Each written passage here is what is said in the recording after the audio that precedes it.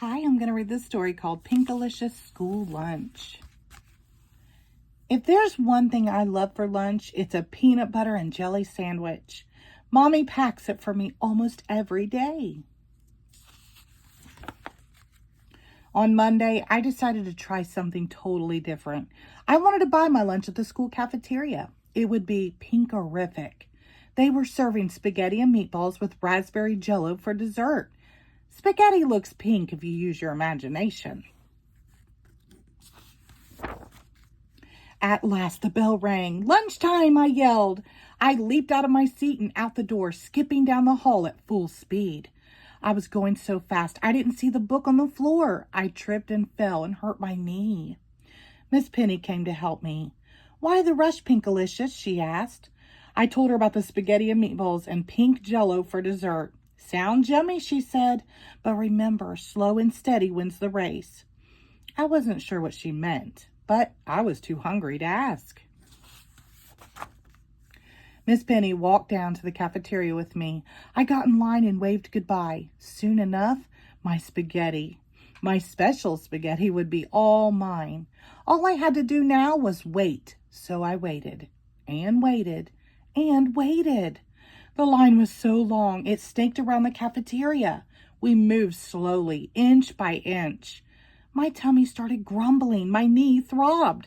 The room was noisier than I remembered. This was taking forever. At long last, it was my turn to order. I cleared my throat and said, "Spaghetti and meatballs with raspberry jello, please." Ethel, the lunch lady, didn't hear me. "Excuse me," she said. "Spaghetti and meatballs and jello," I tried again. It was no use. The room was too loud. Ethel shrugged and handed me a plate with green beans and a sloppy joe. No matter how hard I squinted, it did not look pink or tasty. I cleared my throat to try one last time, but just then the bell rang. It was time to go back to class. I couldn't believe what just happened. This was supposed to be my big day, my cafeteria feast. Now, instead of spaghetti and meatballs and raspberry jello, I had nothing but an empty stomach. In math class, I had trouble paying attention. I was so hungry. Triangles look like pizza slices. Circles look like pies. When Miss Penny showed us that a square cut diagonally makes two triangles, I thought she was cutting a sandwich in half. My tummy grumbled.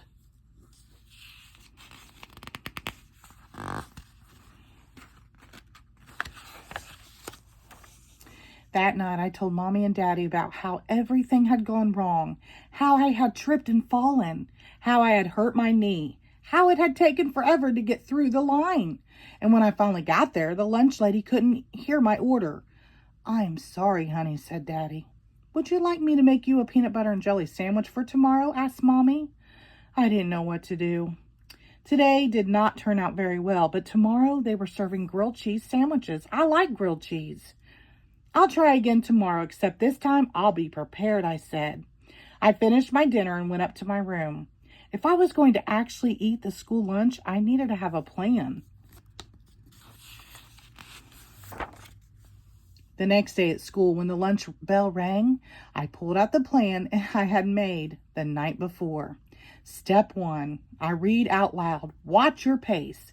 Slow and steady wins the race." I made sure not to rush to the cafeteria, and this time I made it without falling or bruising my knees. Miss Penny was right. This was much better. At the cafeteria, I got in line and looked around. There were still lots of kids ahead of me. I started getting frustrated, but then I remembered my plan. I was prepared. Step 2, I read, "If the line is long, just sing a song." I began singing to pass the time.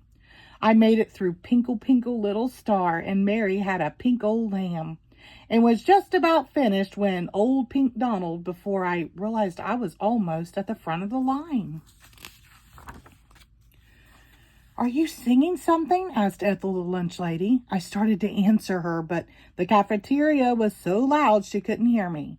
That's when I knew it was time for step 3 of my plan. "Is the room very noisy from the lunch eating crowd? Then roll up this plan and speak up real loud," it said. I rolled my plan into a megaphone. I put it up to my mouth and asked for a grilled cheese sandwich and a piece of pie. Huh? Said Ethel. Even with a megaphone, she still couldn't hear me.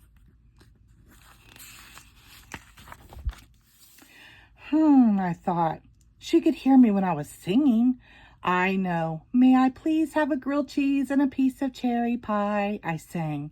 This time, Ethel heard me. Yes, you may, Ethel sang back, handed me the cherry pie. Here's your grilled cheese, sang the other lunch lady, giving me another plate. And how about some strawberry milk, sang the third lunch lady. Thank you, I sang back.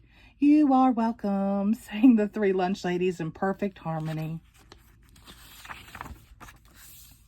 The cafeteria was completely quiet as everyone listened to them sing. When they finished, everyone clapped and yelled, "Hooray!" The whole room filled up with our cheers. The lunch lady trio took a bow. I sat down and finally got to eat my cafeteria feast. The end. Thank you.